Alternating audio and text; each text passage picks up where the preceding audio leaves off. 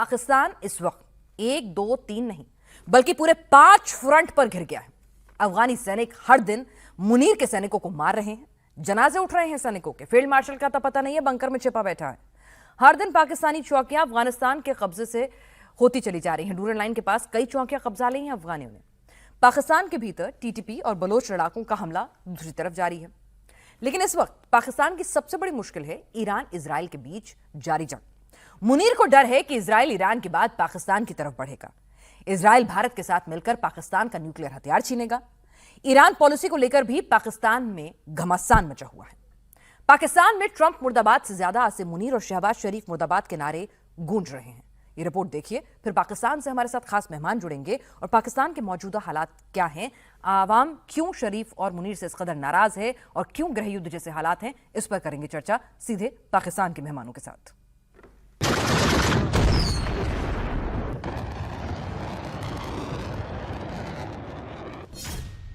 जो हाल खामेनेई का हुआ वही हाल मुनीर का भी होने वाला है। मुर्दाबाद मुर्दाबाद, आसिम मुनीर मुर्दाबाद, मुर्दाबाद मुर्दाबाद। किसका डर और किसका खौफ है? मुर्दाबाद मुर्दाबाद। पाकिस्तान में भारी दहशत, मुनीर के सामने खुला 3 वॉर फ्रंट। इवन वजीर आजम भी कोई जो बैठे हुए हैं मौजूदा शहबाज शरीफ साहब जो मिलिट्री कमांडर्स हैं, वो भी सोच रहे होंगे कि हम किस वक्त पे, हम इस वक्त वजीर आजम हैं या किस वक्त हम फील्ड मार्शल हैं या किस वक्त, किस मुश्किल वक्त मतलब किस मुश्किल वक्त में हम ना बैठे होते। ये टफ टाइम्स हैं, ये आसान टाइम नहीं है। पहला टारगेट ईरान है, अगले नंबर पर पाकिस्तान है। पाकिस्तान के लिए सबसे इंपॉर्टेंट बात यह है कि जो ईरानियन स्ट्रेटेजिक डेप्थ है वो उनकी सिस्तान व बलूचिस्तान में है, विच इज़ जहाँ पर जब उनकी अर्बन कंस्ट्रेंट मिलिट्राइजेशन की वजह से हो जाएगी, they will have to move all their assets towards Sistan व बलूचिस्तान।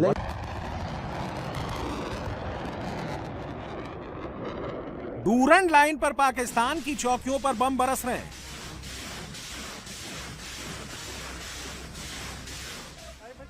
मुनीर की आर्मी फ्रंट छोड़कर भाग रही है। एक के बाद एक चौकियों पर अफगानिस्तान का कब्जा हो रहा है।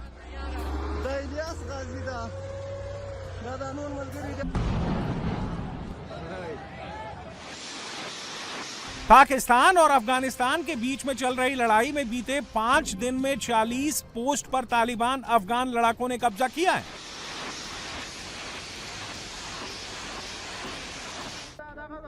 एक 150 पाकिस्तानी सैनिक मारे गए हैं, जबकि लगभग 200 पाकिस्तानी सैनिक बुरी तरह से घायल हुए हैं। पाकिस्तान ने अफगान फोर्सेस की जासूसी के लिए स्मॉल इंटेलिजेंस ड्रोन भेजा था, उसको भी डिस्ट्रॉय किया गया। अफगान हमले के बाद कई तस्वीरें सामने आई हैं, जिसमें पाकिस्तानी सैनिक हाथ खड़े करके भागते हुए दिखे।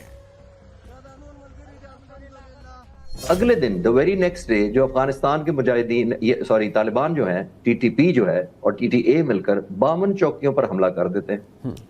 आप ये बताइए, कोई मेथड इन द मैडनेस मुझे नजर नहीं आया कि वो मुल्क जिसके पास ना इंफ्रास्ट्रक्चर है, ना एयरफोर्स है, ना मिसाइल टेक्नोलॉजी है, ना रेडार्स है, वो 52 जगहों पर पाकिस्तान के अंदर हमलावर हो जाए। मकसद क्या था कि Pakistan as an obligatory obviously a must kind of respond देगा और इफेक्टिव देगा, और वही हुआ। जब पाकिस्तान दिया तो एक दिन छोड़ के अगले दिन आपने देखा कि ईरान पर हमला कर दिया गया। तो मुझे ये लगता है कि इजराइल, इंडिया और अफगानिस्तान और ऑब्वियसली बैक्ड बाय यूएस से ये कनेक्ट हुए सारे डॉट्स। पाकिस्तान की मुसल्लह अफवाज को, हमारी इंटेलिजेंस एजेंसीज को, हमारे पॉलिटिकल लीडरशिप को वेस्टवर्ड एंगेज किया गया टुवर्ड्स अफगानिस्तान, और ये किया गया ताकि जो हम पिछली दफा, चाहे हमने मॉरली दी थी सपोर्ट, चाहे डिप्लोमेटिक की सपोर्ट दी थी ईरान को, तशक्कुर पाकिस्तान के जो नारे लगे थे उधर से डाइल्यूट किया जा सके।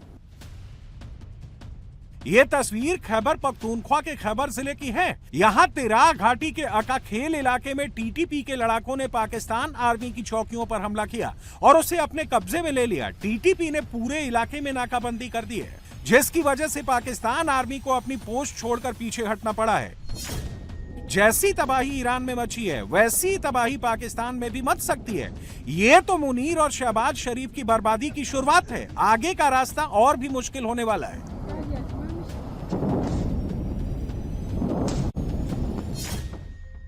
आसिम मुनीर इस वक्त एक दो नहीं बल्कि 5 मोर्चे पर घिरा है। ईरान इजरायल वॉर में पाकिस्तान किधर खड़ा रहेगा, इसको लेकर भारी कंफ्यूजन है। अगर वो ईरान के साथ खड़ा हुआ तो अमेरिका नाराज, और अमेरिका का सपोर्ट किया तो पाकिस्तानी अवाम नाराज। इसका इंपैक्ट भी दिखने लगा है। पाकिस्तान में मुनीर मुर्दाबाद के नारे लगने शुरू हो गए हैं।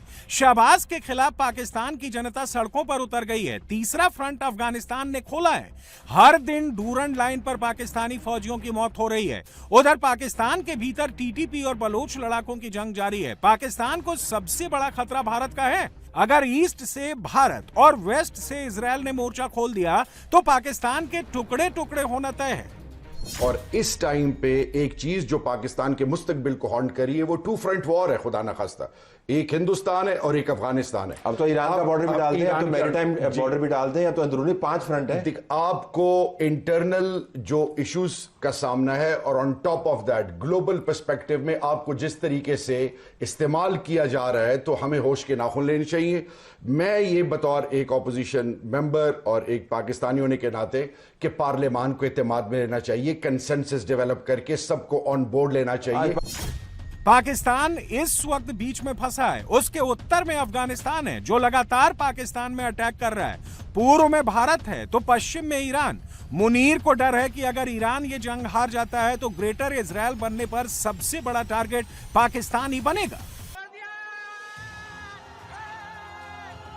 ईरान पर अमेरिका और इजरायल के हमलों के खिलाफ पाकिस्तान में जबरदस्त गुस्सा है। अमेरिकी दूतावास के बाहर प्रोटेस्ट में 26 पाकिस्तानी मारे जा चुके हैं। आरोप लग रहा है कि मुनीर ने ट्रंप को खुश करने के लिए ईरान के खिलाफ अपना एयर स्पेस इस्तेमाल करने दिया है। मेरी आर्मी की टॉप लीडरशिप से कई मर्तबा बात हुई, मगर फिर भी हमारी फौज ने अमेरिका को अपना एयर स्पेस इस्तेमाल करने दिया। यह बहुत गलत है, बहुत शर्मनाक है। ईरान में जो भी कुछ हो रहा है उसकी जिम्मेदारी पाकिस्तान की फौज पर है। यह वीडियो पाकिस्तान के कब्जे वाले गिलगित बाल्टिस्तान का है, जहां इजरायल और अमेरिका के खिलाफ विरोध प्रदर्शन के दौरान पाकिस्तानी सेना की फायरिंग में 6 बच्चों समेत 13 लोगों को मार दिया गया। लोगों में जबरदस्त गुस्सा है। आसिम मुनीर और शहबाज शरीफ के खिलाफ लोग खुलकर खड़े हो गए। मुर्दाबाद मुर्दाबाद, जो अमेरिका का यार है, जो अमेरिका का यार है, जो बिकने पर तैयार है, जो बिकने पर तैयार है, जो बिकने पर तैयार है। पाकिस्तान में अमेरिकी सेफ नहीं, ये बात अमेरिका को भी समझ में आ गई है। अमेरिका ने लाहौर और कराची के अपने कॉन्सुलेट से गैर आपातकालीन कर्मचारियों और उनके परिवारों को वापस बुलाने का ऐलान किया है। ईरान इजरायल युद्ध पर मुनीर और शहबाज शरीफ के स्टैंड पर सड़क से लेकर संसद तक हंगामा मचा है। पाकिस्तान के हुक्मरान अपनी आवाम को शांत करने के लिए झूठ का सहारा ले रहे हैं। पाकिस्तान की सरकार का दावा है कि उसने ईरान के सपोर्ट में मार्को रूबियो तक से बात की। उसके बाद मेरी बायलैटरल मीटिंग हुई सेक्रेटरी रूबियो के साथ, और उस बायलैटरल मीटिंग में आई टुक अप ईरान का मामला। इशू क्या थी कि जी वो कहते हैं कि ये न्यूक्लियर वेपन्स ना बनाए। ईरान माना हुआ कि हम न्यूक्लियर वेपन्स नहीं बनाएंगे, हम इसके लिए तैयार हैं। और हम मीडिएट कर रहे थे कि भाई आप बैठ के इस मसले को हल करें। 12 दिन की वॉर खत्म हो चुकी थी और उनकी रिस्पांस भी पॉजिटिव थी। अगर आपको याद हो तो अगले चंद हफ्तों में, अगस्त में जहां तक मुझे याद है, सदर ईरान के और उनके वजीर खारजा का पाकिस्तान में सरकारी दौरा हुआ। उस दौरे में भी ये सारी चीज़ें हमने डिस्कस की, अरागची साहब के साथ अलहदा की, सदर साहब के साथ कंबाइन की। और पाकिस्तान की कोशिश क्या थी कि किसी तरीके से अफाम व तफहीम के साथ ये मसला हल हो जाए। और ओरिजिनल उनकी डिमांड ये थी कि किसी किस्म की एनरिचमेंट जो है वो ईरान में नहीं होनी चाहिए। पूरा इंफ्रास्ट्रक्चर जो है वो तबाह बर्बाद कर दिया जाना चाहिए। लेकिन हमने आर्गूमेंट किया इनके लिए कि peaceful use of nuclear energy तो हर एक का हक है। पाकिस्तान के झूठ का पर्दाफाश उसकी संसद में उसके ही सांसद कर रहे हैं। पाकिस्तान की सरकार पर मीम्स बन रहे हैं। पाकिस्तान की आवाम और नेता भी जानते हैं कि मुनीर और शहबाज की जोड़ी डोनाल्ड ट्रंप के खिलाफ जाने की हिम्मत नहीं कर सकती। सोशल मीडिया पे एक मीम देख रहा था, उसमें एक बूढ़ा शख्स कह रहा है कि पाकिस्तान ने पहले ईरान को फोन किया और कहा हम आपके साथ खड़े हैं, और फिर पाकिस्तान ने सऊदी अरब को फोन किया और कहा कि हम आपके साथ खड़े हैं। तो ईरान और सऊदी अरब ने एक दूसरे को फोन किया और पाकिस्तान को कहा कि भाई आप बैठ जाओ, आप बैठ जाओ। सर, सिफारती लिहाज, सिफारती सतह पे तो कोई ऐसी कोशिश की जाए कि इस कत्लेआम को रोका जा सके जो मुसलमानों के बेदर पे है। और हम सब जानते हैं, बखुदा ये हर एक को पता है, चाहे वो कितना भी जिम्मेदार है या गैर जिम्मेदार, कि आपकी बारी है। हमारे साथ पाकिस्तान से खास मेहमान इस वक्त जुड़ चुके हैं इसी पर चर्चा करने के लिए। हमारे साथ पाकिस्तान के वरिष्ठ पत्रकार आरजू काजमी हैं, हमारे साथ सीनियर जर्नलिस्ट फखर यूसुफजई जुड़ चुके हैं। बलूचिस्तान से हमारे साथ ही पीओके एक्टिविस्ट हमारे साथ अमजद अयूब मिर्जा साहब जुड़ चुके हैं। संजय सेरिंग गिलगित बाल्टिस्तान एक्टिविस्ट हमारे साथ जुड़ चुके हैं, और अहमर मुस्तकान साहब बलूचिस्तान के सीनियर जर्नलिस्ट हमारे साथ इस वक्त जुड़ चुके हैं। आप सभी का बहुत बहुत स्वागत है। आरजू, अपना घर संभल नहीं रहा, 5 फ्रंट एक्टिवेट करके बैठे हैं और सदन के भीतर यहाँ पर ये बता रहे हैं कि भाई सऊदी की रक्षा करने के लिए जाएंगे और जरूरत पड़ी तो भाई इस वॉर में कूदेंगे भी, सुलह मशवरा करने की भी बात कर रहे हैं। कहां से आता है कॉन्फिडेंस? बिल्कुल जाहिर है, जब इन्होंने डिफेंस एग्रीमेंट किया है तो फिर इनको इस तरह की बात तो करनी ही पड़ेगी। और उस वक्त तो शायद इनको अंदाजा नहीं था कि ईरान वॉर शुरू हो जाएगी या ईरान इजराइल कॉन्फ्लिक्ट जो है वो इतना बढ़ जाएगा। तो अब यकीनन पाकिस्तान इस मुश्किल में है कि क्या करे, और गवर्नमेंट की तरफ से कहा भी गया है, ईरान को रिक्वेस्ट भी की गई है। जहां तक मैंने देखा है कि जी कहा गया गवर्नमेंट की तरफ से, जो न्यूज़ आ रही थी वो यही कि ईरान जो है वो सऊदी अरेबिया पे अटैक ना करे। लेकिन जाहिर है कि ईरान कोई हमसे पूछकर तो अटैक नहीं करेगा, उनको तो जहां अटैक करना होगा करेंगे। और ये पहले अपने आप को तो बचा लें, क्योंकि जैसा आप देख ही रहे हैं कि बलूचिस्तान में भी इस वक्त जो हालात हैं, साथ ही साथ केपीके और जो पाक अफगान बॉर्डर है वहां पर भी मुसलसल अटैक्स चल रहे हैं, बल्कि अटैक्स बढ़ते चले जा रहे हैं। ऐसे में यकीनन जो आपकी रिपोर्ट चल रही थी उससे मैं एग्री करूंगी कि पाकिस्तान मुश्किल में है, और ये इतने ज्यादा फ्रंट्स जिन्होंने खुद खोल लिए हैं, कुछ तो अपनी मर्जी से इन्होंने किया है, तो उससे ये कैसे निकल पाएंगे मुश्किल दिखाई दे रहा है। फखर, ये कॉन्फिडेंस, ये एटीट्यूड कि अपना घर संभल नहीं रहा, 52 चौकियों पर अफगानिस्तान की तरफ से लगातार हमले हो रहे हैं, जिस अफगानिस्तान को इतना हल्के में ले रहे थे कि इनके पास रेडार नहीं, एयरफोर्स नहीं, वो क्या हालत बनाए हुआ है उसकी तस्वीरें पूरी दुनिया देख रही है। अलग अलग फ्रंट खुले हुए हैं और आप वहां पे चौधरी बनने की कोशिश कर रहे हैं। भाई कैसे? कोई पूछ रहा है आपसे? और अगर ईरान आप पे हमला करना शुरू कर देगा, जो कि अभी तक शांति से बैठा हुआ है, कहां से लड़ेंगे आप? ईरान की सुप्रीमेसी हम देख रहे हैं कि किस तरह से वो मार रहा है। देखिए पिनाज, ईरान बहुत, उसकी परफॉर्मेंस जो है ना आउटस्टैंडिंग रही है अभी तक, जो 4-5 दिन गुजरे हैं, इसमें कोई शक नहीं है, बल्कि किसी को भी अब शक नहीं है। इजराइल और अमेरिका को नहीं, हम और आप तो इस तरफ बैठे हुए हैं। लेकिन मसला ये कि पाकिस्तान एक इशू ये सिर्फ ईरान का नहीं है ना। पाकिस्तान ने अभी जब अफगानिस्तान में स्ट्राइक किया है ना, उसके अंदर जो लोग मारे गए हैं वो आम अफगान है, या फिर कहा जाता है हमें कि ये अफगान तालिबान है। तो फिर टीटीपी बीच में से निकल गया। उसके ऊपर बहुत सारे क्वेश्चंस रेज हो रहे हैं कि आपने ऑपरेशन तो टीटीपी के खिलाफ शुरू किया था, क्योंकि आप कह रहे थे कि उन्होंने बड़ा नुकसान हमें पहुंचाया, खासतौर पे जो लास्ट ईयर गुजरा है, बड़ा मतलब बहुत नुकसान हुआ है मिलिट्री को, उसकी जो कैजुअलिटीज हुई हैं। तो उसके हवाले से कोई खबर नहीं है अभी, मतलब बाकी लोगों के हवाले से 200 बंदे मार दिए, 300 बंदे मार दिए, 400 बंदे मार दिए। तो ये तो एक फ्रंट खोला हुआ है, और ऐसा नहीं है कि ये फ्रंट आज मतलब 2 दिन पहले इन्होंने खोल दिया तो कल शाम को ये बंद हो जाएगा। ये बंद नहीं हो रहा, और ये बंद इसलिए नहीं हो रहा क्योंकि अफगानिस्तान तो लाजमी सी बात है ना, उनके पास एयर पावर है ना कोई उनके पास और चीज है, वो तो ग्राउंड पे ही लड़ेंगे ना जब उन्होंने लड़ना है। 2001 में जब अमेरिका हवा में था तो उस वक्त तक वो कुछ भी नहीं कर रहे थे, लेकिन जब अमेरिका वहां पे उतरा और फिर 21 साल रहा तो 3,500 लाशें जो है उसको ले जानी पड़ी अमेरिका को, यूके को, बाकी जो कंट्रीज है नेटो की, उनको लेके जानी पड़ी। तो ये एक मसला पाकिस्तान ने खड़ा किया। लेकिन पाकिस्तान इस वक्त भी अनफॉर्चुनेटली मुझे लग रहा है कि पाकिस्तान की इस वक्त भी पॉलिसी के अंदर कोई क्लैरिटी नहीं है। मैं मानता हूं कि सऊदीया के साथ हमारे बड़े अच्छे ताल्लुकात है। अभी भी हमारे एक जो स्टेट मिनिस्टर है उनकी एम्बेसडर ऑफ सऊदी अरेबिया से आज थोड़ी देर पहले मुलाकात हुई है कि तेल नहीं आ रहा यहाँ पे पाकिस्तान में तो क्या करेंगे।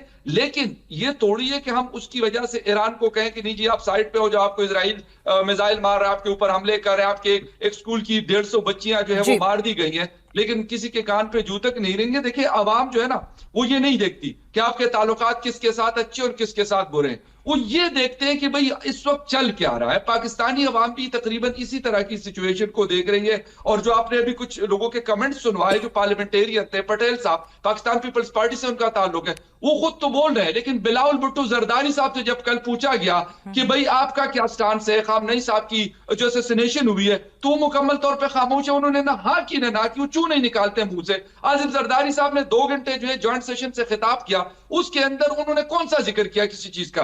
डोनाल्ड ट्रंप के ऊपर उन्होंने कोई बात की? उन्होंने नेतन्याहू के ऊपर या इजराइल या अमेरिका के ऊपर कोई बात की? मैं मानता हूं कि सऊदीया के साथ हम ज्यादा क्लोज हैं, लेकिन इसका मतलब ये नहीं कि ईरान से हम बहुत दूर हैं। ईरान से हम दूर नहीं है किसी तौर पे भी।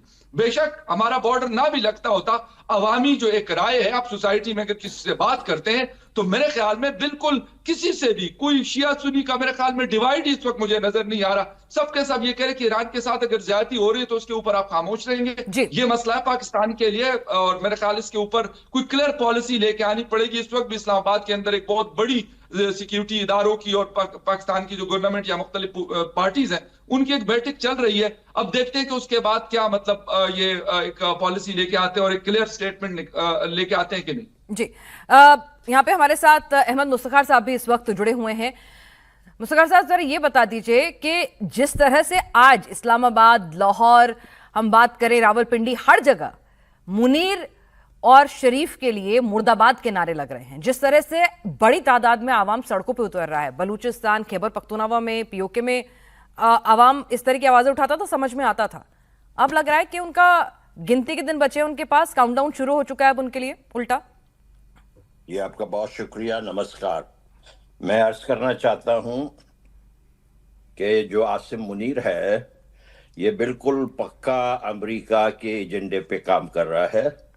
इसको अमेरिकन्स ने ही, ये जो कुछ है अमेरिकन्स के वजह से है।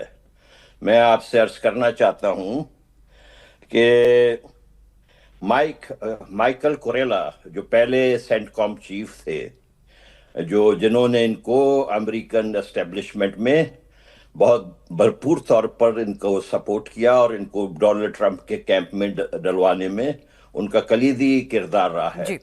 और माइकल कुरेला जो हैं वो इजराइल के बहुत बड़े सपोर्टर और डिफेंडर हैं, इसमें कोई शक नहीं है। आप ये लोग जो हैं अपने लोगों को झूठ बोलते हैं। ये पाकिस्तान के जो हुक्मरान हैं झूठे, ये चाहे आसिम मुनीर हो या उनका जो ये शहबाज शरीफ हो। आपने देखा कि शहबाज शरीफ 17 सितंबर को सऊदी अरेबिया गए और सऊदी अरेबिया में उन्होंने एक डिफेंस पैक्ट साइन किया, और जब वो सऊदी अरेबिया जा रहे थे तो वही अमेरिका के तैयारे F-15 उसमें ये बैठ के ऐसे जा रहे थे जैसे कि ये पंजाब के शहजादे हों। तो वहां जाके इन्होंने जो डिफेंस पैक्ट किया, उससे एक दिन पहले क्या हुआ था? उससे एक दिन पहले सेंटकॉम की चीफ जो है ब्रेट कूपर, वो सऊदी अरेबिया आए हुए थे और उन्होंने सऊदी अरेबिया के साथ अमेरिका और सऊदी अरेबिया ने red sands counter drone exercise किए। Red sands counter drone exercise किसके खिलाफ किए? ईरान के खिलाफ किए, वो इजराइल के खिलाफ तो नहीं किए। ये तो झूठ कह रहे हैं अपने लोगों को। ये 100% सऊदिया के माल पे सऊदी रियाल के ये पुजारी हैं। इनका जो पहले वाला जनरल था जिनका नाम शरीफ है, और सब में बड़े बदमाश जिनका नाम भी शरीफ लगा हुआ है वही है, ठीक है। वो वहां पर बैठा हुआ है। तो यानी सिर्फ मुखौटा पहन रहे हैं ये कि भाई ठीक है, ईरान में खamenei की मौत का इन्हें दुख है, अफसोस है, अमेरिका को क्रिटिसाइज नहीं कर रहे हैं, इसराइल को क्रिटिसाइज नहीं कर रहे हैं, और ये सब कुछ जो पूरा गेम चल रहा है वो अमेरिका बैकडोर से पाकिस्तान कैसे रिएक्ट करेगा, किस तरह से करेगा, ये सब कुछ तय है। ये आपकी ओपिनियन है। सिंह सिरिंग साहब, जरा ये भी बता दीजिए कि सऊदी में वो कह रहे हैं कि हम भेजेंगे अपनी फौज अगर जरूरत पड़ेगी, सऊदी हमारा बहुत करीब है, वहां होली सिटीज हैं, जान दे देंगे सऊदी के लिए, इस तरह की भी वहां पे एक्सपर्ट्स के ओपिनियंस आ रहे हैं। भाई फौज होगी तो ही तो भेजोगे ना, कौन कौन से फ्रंट से फौज हटाओगे? हिंदुस्तान के बॉर्डर से हटा लोगे, बलूचों से हटा लोगे, अफगान से हटा लोगे, खैबर पख्तूनख्वा से हटा लोगे, कहां से हटाओगे? फौज कहां से आएगी इतनी? जी पिराज, आपका बहुत बहुत शुक्रिया, आपने फिर मुझे मौका दिया। आपकी बात बिल्कुल ठीक है कि पाकिस्तान की जो मिलिट्री है इस वक्त it's stretching pretty thin. Afghanistan के बॉर्डर पे जो हालात हैं, फिर उन्होंने गज़ा में भी फ़ौज भेजने के वादे किए, अभी ईरान के लिए भी इनकी खिदमात जो हैं वो हाजिर हैं सऊदी अरब के लिए। उनके जो मिनिस्टर है राना सनात साहब, उन्होंने कहा कि सऊदी अरब के साथ सिर्फ हमारा स्ट्रेटेजिक इत्तेहाद ही नहीं है, हमारा तो मक्का मदीना वहाँ है और हम उसके लिए अपनी जान भी दे देंगे। तो ये जो हालात हैं इनके, अभी आज ये भी पता लग रहा है कि तुर्की में भी पाकिस्तान के जो फाइटर जेट्स हैं वहाँ भेजे गए हैं ताकि पाकिस्तान की आवाम को ना पता लगे, लेकिन इनकी जो कंट्रीब्यूशन है, इनकी पार्टिसिपेशन है वो जारी रहे वहाँ के बेसिस से ईरान को कंटेन करने के लिए और ईरान को वॉच करने के लिए, सर्वेलेंस के लिए। बलूचिस्तान के बेसिस भी इस्तेमाल हो रहे हैं। तो इनकी जो फ़ौज है इनकी अहमियत दोबारा बढ़ी इसलिए है, जैसे कि आपके बाकी जो स्पीकर्स हैं, पैनलिस्ट, उन्होंने कहा कि मिडिल ईस्ट में अमेरिका की मदद की जाए। इसके अलावा पाकिस्तान की और कोई ख़ास इस वक्त अमेरिका को ज़रूरत भी नहीं है। तो पाकिस्तान इस वक्त बहुत बुरा फंसा हुआ है। मुल्क के अंदर इस वक्त जो है ना एनार्की है, एक सिविल वॉर हो रही है। आपने गिलगित बल्तिस्तान में कल देखा कि हज़ारों का जो वहाँ पर मजमा था, वहाँ पर आज तक कहते आते थे कि जी ये जो दहशतगर्दी इसकी पीछे वर्दी है, लेकिन पहली दफ़ा कल नाम लेकर आसिम मुनीर मुर्दाबाद के नारे लगे और बहुत ही गुस्से में है वहाँ के लोग, क्योंकि पूरी दुनिया में जहाँ कहीं भी एहतजाज हो रहा है, भारत में हो रहा है या दुनिया के अरब ममालिक में हो रहा है, आपने ये नहीं देखा कि 30-40 लोगों को कत्ल कर दिया गया हो। कल कोई शिया मौलवी साहब थे, वो कराची में कह रहे थे कि मेरे सामने 4 खवातीन खड़ी थीं और वो अनआर्म्ड थीं और वायलेंट भी नहीं थी, ठीक है, चीख रही थी, चला रही थी, और उनको जो है ना वहाँ रेंजर्स ने गोली मार के मेरे सामने 4 खवातीन को मारा। तो ये जो इनकी फ़ौज है ये हर किसी के साथ इस वक्त जो है ना वो नबर्द आज़मा है, अपनी आवाम के ख़िलाफ़ भी है और अपने नेबर्स के ख़िलाफ़ भी है और इंटरनेशनल कम्युनिटी को भी खुश करना चाह रही है। मतलब अगर आप इतनी सारी 2 नावों पे सवार होते हो, तो हमने सुना था कि 2 नावों पे जो सवार होता है वो आदमी डूबता है, लेकिन इतनी सारी नावों पे सवार हो गए तो फिर डूबना तो मतलब जिसे कहते हैं शोर शॉर्ट ही हो जाने वाला है। अहमद अयूब मिर्जा साहब, जरा ये जो पाकिस्तान, हाँ अमजद अयूब मिर्जा साहब, माफी चाहूंगी, ये जरा आप हमें जानकारी दें कि जिस तरह से यहाँ पर अब पाकिस्तान में जो पैनिक बटन फैला हुआ है, उनको डर ये भी है कि भाई अगला टारगेट ईरान की तरफ से वो भी हो सकते हैं, क्योंकि दामन उनका पाक साफ है नहीं और ईरान छोड़ेगा नहीं। देखिए, ये तो बहुत ही मुश्किल है प्रेडिक्ट करना या पेशगोई कि भाई ईरान पाकिस्तान के साथ क्या करेगा या क्या नहीं करेगा। लेकिन पाकिस्तान का जो इस वक्त हालत है वो खासी पतली है। अवाम और सरकार के दरमियान एक क्लीवेज है, यानी कि एक उनके दरमियान एक टूट हो चुकी है। सरकार के सोच कुछ और है, जनता की सोच कुछ और है, और वो आपने देख लिया है। 6 तारीख को पूरे मुल्क में ऐलान किया गया है खमेनाई के हवाले से पूरे पाकिस्तान में प्रोटेस्ट का मैंने मैसेज देखा था कि 6 मार्च को होगा। तो उसमें हम देखते हैं कि क्या होता है। बाकी पाकिस्तान की पुलिस या फौज का अवाम पे गोली चलाना या मारना ये कोई नई बात नहीं है। पश्तूनों का कत्लेआम, फ़खर यूसुफजई साहब बैठे हैं, इनको मुझसे ज़्यादा पता है कि खान अब्दुल गफ्फार खान के ज़माने से 400, 600 पश्तूनों को एक एक जलसे में इन्होंने शहीद किया है। वली खान का जलसा रावलपिंडी के लियाकत बाग में हुआ, वहाँ फायरिंग की और सैकड़ों लोगों को वहाँ पश्तूनों को शहीद किया। तो ये कोई नई बात नहीं है। जाहिर है इट्स अ फाशिस्ट स्टेट। बात ये है कि इस वक्त सवाल ये है कि ये जंग फैल क्यों रही है इस खित्ते में जी। और ये असल में अगर आप इसको देखें जिस अंदाज से ये फैल रही है तो ये बेसिकली अल्टीमेटली अमेरिका की इंडिया को और चाइना को दोनों को जो है वो ये एनसर्कल करने की कोशिश कर रहे हैं और ये सारी जंग का जो फाइनल प्रोडक्ट है या फाइनल टारगेट है वो है to destroy China and to contain India. लेकिन और अमजद मिर्जा साहब, यहाँ पे सर आरजू को इन्वॉल्व करूंगी। आरजू, यहाँ अमजद साहब कह रहे हैं कि इंडिया और चाइना को कर्टेल करना पूरा मकसद है और पाकिस्तान मोहरा बना हुआ है, लेकिन पाकिस्तान में नजम सेठी साहब तो बहुत पैनिक में है। अभी उनको कुछ दिन पहले हम सुन रहे थे, वो लगातार इस तरह के बयान दे रहे हैं कि भाई ईरान के बाद अगला नंबर पाकिस्तान का, इजराइल और इंडिया साथ में आएंगे, अमेरिका की बैकिंग मिलेगी, आपके न्यूक्स ले जाएंगे। कौन दे रहा है उन्हें इस तरह की खबरें?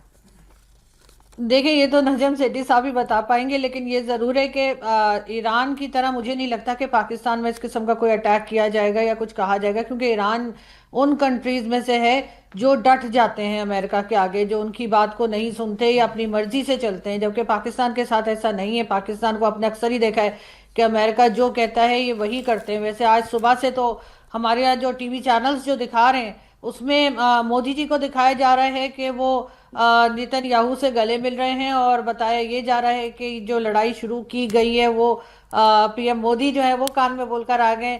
जब इजराइल के विजिट पे गए थे तो भारत हमारे ये भी चल रहा है, तो इसकी तरफ भी देखा जाए तो यकीनन इंडिया इतना पावरफुल हो गया है कि जहां चाहे लड़ाई शुरू करवा सकता है। हाँ, ये बात आप कबूल कर रहे हैं? ये अमेरिका की बैकिंग नहीं है, ये मतलब इंडिया इतना पावरफुल हो गया है।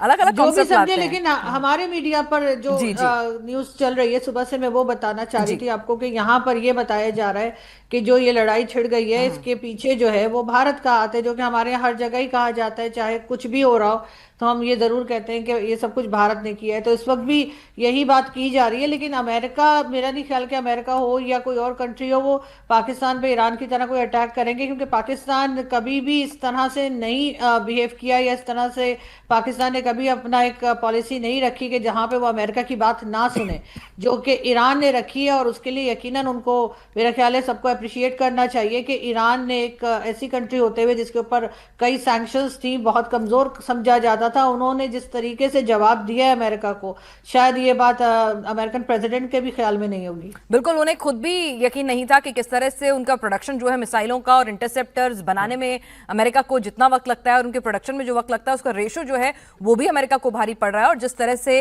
अटैक इतने सटीक हो रहे हैं, ईरान की ये ताकत और कुव्वत की इतनी देर तक वो इस जंग को इस तरह से सस्टेन कर पाएंगे, वो यकीनन चौंकाने वाली बात है। लेकिन इस बीच फखर यूसुफजई साहब, एक सोशल मीडिया पर एक पोस्ट बहुत ज्यादा वायरल हो रही है और इसका हवाला जो है वो IRGC के सरदार हुसैन निजात साहब है। वो कह रहे हैं कि भाई मुनीर साहब ने उनको फोन किया, माफी मांगी है, क्योंकि ईरान मूड बना चुका था कि एयर स्पेस का इस्तेमाल करने दिया है आपने ईरान के खिलाफ, अब अगला हमला पाकिस्तान पे होगा।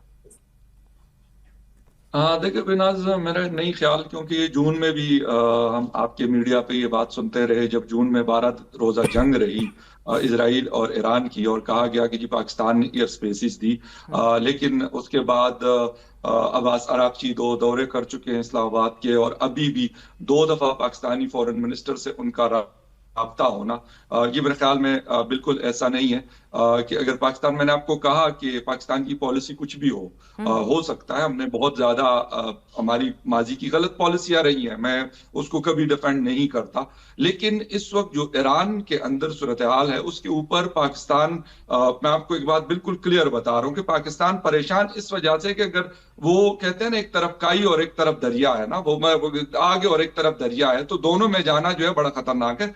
पाकिस्तान अगर ऐसी कोई भी कोशिश करता है, एयर स्पेस देता है या कोई और चीज देता है, जो कि मेरा ख्याल है कि इस वक्त तक पाकिस्तान को, अमेरिका को जरूरत नहीं पड़ी, क्योंकि उनके 13 या 14 ऑपरेशनल बेसिस जो है पूरे मिडिल ईस्ट में मौजूद है, जो हर तरफ से घेरे हुआ है। इब्राहिम लिंकन उनका एक जो शिप कैरियर था उसको पीछे धकेला गया है, हालांकि वो भी बिल्कुल करीब मौजूद था। तो ये सारी चीजें, तो मेरे नहीं ख्याल कि उनको किसी इस किस्म की चीज की जरूरत है ईरान के ऊपर हमला करने की, या इसराइल जिन कंट्रीज के ऊपर से उड़कर आता है वो सबको पता है। वो कोई ये तो नहीं है कि मतलब कहीं और से घूम के इजराइल के जहाज आते हैं। तो ये है कि मसला पाकिस्तान की एयर स्पेस का नहीं, और पाकिस्तान का भी एयर स्पेस मेरे ख्याल में ऐसी सिचुएशन में जब पाकिस्तान को ये पता है कि इंटरनली हमारे लिए बहुत सारी प्रॉब्लम्स क्रिएट हो सकती है, ईरान हमला ना भी करे। मुझे नहीं लगता कि ईरान ये करेगा कि पाकिस्तान के ऊपर स्ट्राइक करे, लेकिन पाकिस्तान की हुकूमत या जो फौज है जो फैसले करती है, उनको एक बात जरूर पता है कि अगर इस किस्म की कोई चीज हुई तो अंदरूनी तौर पर मजीद हमारे लिए प्रॉब्लम्स क्रिएट हो सकती हैं। हम गिलगित बल्तिस्तान को देख रहे हैं, कराची प्रोटेस्ट हमने देखा, इस्लामाबाद प्रोटेस्ट मैंने कवर किया, 6 लोग गोलियों से उनकी जाने गई हैं। तो वो गुस्सा खत्म नहीं हुआ, वक्ती तौर पे जरूर मतलब थोड़ा सा ऐसा लग रहा है कि जैसे कम नजर आ रहा है, लेकिन वो एक तूफान का जिसे कहते हैं कि प्रोडक्शन दे रहा है कि भाई लोग खामोश ऐसे नहीं हुए। उनको मतलब हॉस्पिटल्स में जब वो जा रहे थे तो वहां पे भी उनके ऊपर शेलिंग की गई। ये सारी चीजें लोगों को पता है, इस्लामाबाद की आवाम को भी पता है, पाकिस्तान की आवाम को भी पता है। न वो ये भूल सकते हैं कि 3 दिन पहले उनके साथ क्या किया है। तो वो इस वजह से हुकूमत, मेरा नहीं ख्याल कि इस किस्म का कोई वो करेगी। हाँ, वो रिस्क अफोर्ड नहीं कर सकते इस वक्त, इतने फ्रंट खुले हुए हैं।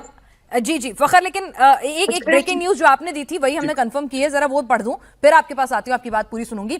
ईरान युद्ध पर पाकिस्तान में इस वक्त इमरजेंसी मीटिंग हो रही है। इस्लामाबाद में शहबाज शरीफ ने आपात बैठक बुलाई है। शहबाज शरीफ ने सांसदों को युद्ध की जानकारी दी है। अफगानिस्तान और मिडिल ईस्ट में चल रही जंग पर चर्चा हुई है। तो यहाँ पर इमरजेंसी मीटिंग बुलाई है। फखर, जो आप कह रहे थे 3 दिन पहले जो कुछ हुआ है, अमेरिका की तरफ से अपने काउंसलेट से इमरजेंसी स्टाफ को छोड़कर बाकी सबको वापस बुलवा लिया गया है।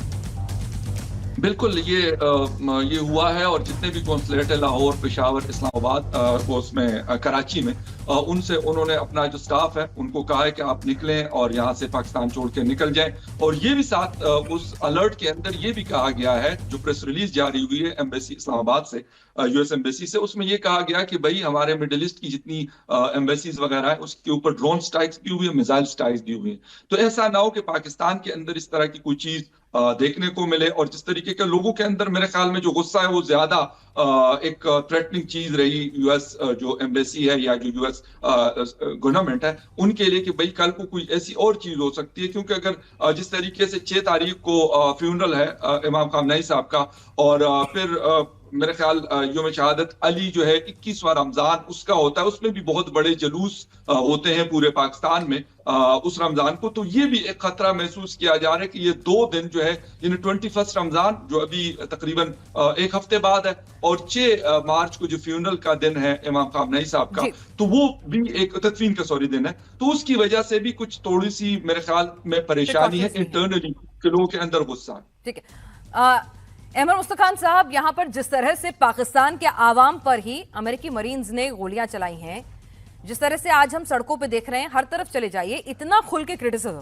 क्योंकि फौज का डर होता था, पत्रकार आके खुलकर बोलते थे बेबाकी से कुछ, लेकिन मोरलेस यही लगता था कि भाई शरीफ के खिलाफ तो फिर भी बोल लेंगे लेकिन मुनीर के खिलाफ कोई नहीं बोल पाएगा। लेकिन आज हर जगह मुनीर की मुखालफत हो रही है। तो अब देखें जी देखें हो रहा यह है कि अमेरिका में जो कांग्रेसमैन है रैंडी फाइन ने, आप उनके ट्विटर पे जाके देखें, उन्होंने बहुत जबरदस्त तौर पे डिफेंड किया कि हाँ इन पाकिस्तान के मुसलमानों को इसी तरीके से मारना चाहिए। वो कांग्रेसमैन है। और दूसरी तरफ विक मेलर हैं जो रोड आइलैंड से कांग्रेस के लिए लड़ रहे हैं, उन्होंने कहा कि हाँ भाई देख लें, आज अमेरिका दूसरी जगह पे खड़ा है, आज हमारे मरीन इनके खून इन्हीं के सरजमीन पे बहाएंगे। ये इतने बेगैरत पाकिस्तान के फौज हैं। ये मेरे दोस्त पहले मुझसे कुछ कह रहे थे, भाई ये पाकिस्तान के फौज का काम सिर्फ और सिर्फ अमेरिका के एजेंडे पे काम करना है। आप किस दुनिया में रह रहे हैं? ये जो अफगानिस्तान में बमबारी हो रहा है रमजान के महीने में, औरतों का बच्चों का खून बहा रहा है, ये आसिम मुनीर क्या है? इसको आप किस तरीके से, इसने जो कुरान शरीफ हिफ्ज किया हुआ है, ये लैंगले में CIA के हेडक्वार्टर में छपी हुई कुरान शरीफ इसने हिफ्ज किया हुआ है। इंतहाई बेगैरत आदमी है, इसकी डिफेंड ना करें प्लीज। ये बिल्कुल अमेरिका के एजेंडे पे काम कर रहे हैं और इस वजह से पाकिस्तान का मुंह इतना काला है। और मुझे यकीन है कि हमारे लोग तो इनसे जल्द आजाद हो जाएंगे। और मैं आपसे एक बात कर दूं, अगर इस्लाम की आप किसी को खिदमत करना है तो उसके लिए जरूरी है कि पाकिस्तान खंड खंड हो जाए। बहुत शुक्रिया। ठीक है आरजू, ये कह रहे हैं कि हाफिज जो खुद को कहलाता है मुनीर, ना तो वो इस्लाम का सच्चा साबित हो रहा है, अमेरिका का पपेट बन के हर कोई जो भी हुक्मरान होता है मोरलेस होता है, लेकिन मुनीर ने हद सारी पार कर दी है। और आज जो पॉलिसी फेलियर हो रहा है, ये मल्टी फ्रंट जो खुल गए हैं और आज जिस सिचुएशन में पाकिस्तान है, उसके लिए मुनीर ही जिम्मेदार है। देखिए, फैसले तो अक्सर सभी लोग जानते हैं कि पाकिस्तान में जो फैसले किए जाते हैं वो कह लीजिए कि रावलपिंडी से या फिर मिलिट्री इस्टेब्लिशमेंट ही डिसाइड करती है। और अक्सर तो गवर्नमेंट्स भी यही लाया करते हैं, ले जाया करते हैं, चाहे वो इमरान खान ही क्यों ना हो। इमरान खान को लाने वाले भी यही थे, हटाने वाले भी यही थे। तो जाहिर है फिर लोग इन्हीं को इल्ज़ाम देंगे जब ये हर चीज़ में दखल अंदाजी करेंगे, हर चीज़ में इंटरफेयर करेंगे, जो कि इनका काम नहीं है। चाहे ये इकोनॉमी भी हो, चाहे बाकी फॉरेन पॉलिसी, और हर जगह जब ये अपने आप को लेके जाएंगे तो फिर उसके बाद इस चीज़ के लिए तैयार रहें कि लोग क्रिटिसाइज भी करेंगे। वरना तो अगर सिविलियन गवर्नमेंट कोई पावरफुल होती और काम कर रही होती तो लोग सिविलियन गवर्नमेंट को इल्ज़ाम देते। लेकिन लोगों को पता है कि शहबाज शरीफ साहब जो हैं वो एक पपेट हैं, या कह लीजिए बहुत ही कमज़ोर प्राइम मिनिस्टर हैं, अपनी मर्जी से कोई फैसला नहीं कर पाते। इसी वजह से जो है वो इमरान खान भी ऐसे ही थे, उनसे पहले के प्राइम मिनिस्टर्स भी ऐसे ही थे। इसीलिए जो है वो हमेशा मिलिट्री इस्टेब्लिशमेंट को लोग बात करते हैं और इल्ज़ाम देते हैं। पहले लोग इतना बढ़कर नहीं बोल पाते थे, सोशल मीडिया नहीं था, लोग डर भी जाते थे। अब लोगों ने डरना बंद कर दिया है या कम कर दिया है, क्योंकि कहाँ तक डरेंगे और ये लोगों को अगर मारेंगे या कुछ भी करेंगे तो ये भी कहाँ तक जाएंगे। इसलिए कि अब 26 करोड़ लोग जो हैं उनको तो ना मारा जा सकता है ना गायब किया जा सकता है। लेकिन शायद इसी तरीके से कोई बेहतर चेंज आए, शायद इसी तरीके से लोगों में जो अवेयरनेस आ रही है, क्योंकि लोग अब दुनिया के चैनल्स देख रहे हैं, आपके चैनल्स भी लोग देख पाते हैं। तो जाहिर है कि लोगों में बहुत सी चीज़ें ऐसी हैं जो पहले लोग गलत समझते थे और उन्होंने अपने आप को करेक्ट किया है। और मैं तो हमेशा होपफुल रहती हूँ, तो मुझे लगता है कि शायद कुछ कभी ठीक हो जाए। चलिए, तो आवाम में शायद आक्रोश फूटेगा जिस तरह से कि इनफ इज इनफ होता है कि भाई हमारी सरजमी पर, हमारी जमीन पर हम प्रोटेस्ट कर रहे थे और खामनेई जो थे वो तमाम शिया मुसलमानों के लिए वो किस तरह से ये सिर्फ सुप्रीम लीडर ईरान के नहीं थे, वो उनके बहुत करीबी और आजिज थे, तो उनके लिए आप किस तरह की हरकतें कर रहे हैं, तो उसको लेकर लाजमी है गुस्सा होना। से हमारे साथ लगातार आरजू जुड़ी हुई हैं, फ़खर यूसुफजई साहब जुड़े हुए हैं, आयुब मिर्जा साहब शायद अभी हमारे साथ चले गए हैं, मुस्कान साहब भी हमारे साथ जुड़े हुए हैं और सेंगे साहब भी हमारे साथ जुड़े हुए हैं। सर, आपसे जानना चाहूंगी कि जिस तरह के मल्टी फ्रंट सेंगे सेरिंग साहब पाकिस्तान ने खोल लिए हैं, आपको क्या लगता है कितना लंबा सस्टेन कर पाएगा पाकिस्तान, या फिर एक बार फिर से जो उसकी ज्योग्राफिकल पोजिशनिंग है उसकी वजह से अमेरिका फिर से उसके लिए सेवियर बनकर आएगा? देखिए, ईरान के हालात के हवाले से अगर आप देखें तो वहाँ पर अमेरिका की और इसराइल की जो लॉन्ग टर्म ऑब्जेक्टिव्स हैं वो थोड़े डिफरेंट हैं। इस वक्त इसराइल चाहता है कि वहाँ पर एक अल्टीमेट जो है ना रिजीम चेंज हो और pro America pro Israel government आए, और उस वक्त तक जो है वहाँ पर इंगेजमेंट रहनी चाहिए। अमेरिका जो है वो चाहता है कि ये जो न्यूक्लियर उनकी कैपेबिलिटीज़ हैं, ये बैलिस्टिक मिसाइल कैपेबिलिटीज़ हैं, उनका जो है उसको एलिमिनेट करके, उसको न्यूट्रलाइज करके, तो 15-20 दिन में ये जो एक वेव है अटैक्स की, इसको ख़त्म किया जाए और उसके बाद जो है ना अगला स्टेप देखा जाए। अगर आप पोस्ट इस्लामिक रिजीम ईरान को देखें जिसमें हो सकता है कि प्रो वेस्ट गवर्नमेंट वहाँ आ जाए, तो उसमें आप देखेंगे कि पाकिस्तान जो है उसकी ज़रूरत बढ़ जाती है। मैं ये समझता हूँ किन के लिए बढ़ जाती है, सऊदी अरब के लिए बढ़ जाती है, दूसरे अरब ममालिक के लिए बढ़ जाती है, क्योंकि जब आपके पास एक ईरान अमेरिका का दोस्त और इसराइल का दोस्त एक ईरान होगा, तो उसके बाद फिर बलूचिस्तान के हालात थोड़े से तब्दील हो जाएंगे, अफगानिस्तान के हालात हो सकता है तब्दील हो जाए, पाकिस्तान के चैलेंजेस बढ़ेंगे। इसके साथ साथ सऊदी अरब की अपनी सर्वाइवल के लिए बहुत ज़रूरी है कि वो पाकिस्तान को अपने साथ रखे। तो मैं समझता हूँ कि पाकिस्तान जो है उसके आने वाले दिनों में अगर उसके ताल्लुकात सऊदी अरब के साथ अच्छे रहे और दूसरे अरब ममालिक के साथ अच्छे रहे, टर्की के साथ अच्छे रहे, Turkey is going to be one of the major winners in this situation. तो मैं समझता हूँ कि पाकिस्तान के आगे जो दिन हैं वो इतने बुरे नहीं हैं ईरान में तब्दीली के हवाले से। हाँ, जैसे कि मैंने अर्ज की कि बलूचिस्तान के हवाले से उनके चैलेंजेस में इजाफा हो सकता है। फ़खर, एक क्लोजिंग रिमार्क आपसे चाहूंगी। जिस तरह से यहाँ पर पाकिस्तान को बहुत अच्छे से मालूम है अमेरिका का साथ देना है, सऊदी से दोस्ती बना के रखनी है, ईरान से कोई फ़ायदा नहीं हो रहा था, इस्लाम के नाम पे भले ही मुल्क बना हो, आवाम कितना भी नाराज़ हो, वहां पे जैसे कहते हैं लिप सर्विस करके थोड़ा ठंडा कर दो मामला, लेकिन अपनी लॉयल्टी उसी जगह रखो जो हमारे सर्वाइवल के लिए जरूरी है, जो पैसे देता रहे।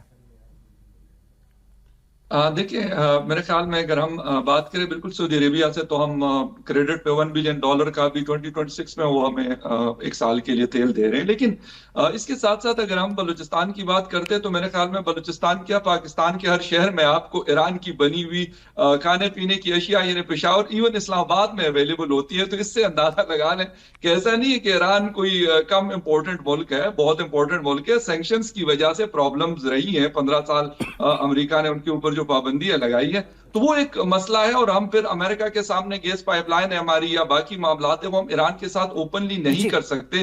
तो स्मगल शुदा जो चीजें आती हैं वो तो 25% तो खाली हमारे टोटल जो हम ऑयल इस्तेमाल करते हैं उसमें से 25% स्मगल शुदा तेल, ये बाकायदा जो फाइनेंस कमेटी उनकी रिपोर्ट में आया हुआ है कि ये मौजूद है। तो आप इससे अंदाजा लगा लें ईरान कम इंपॉर्टेंट नहीं है।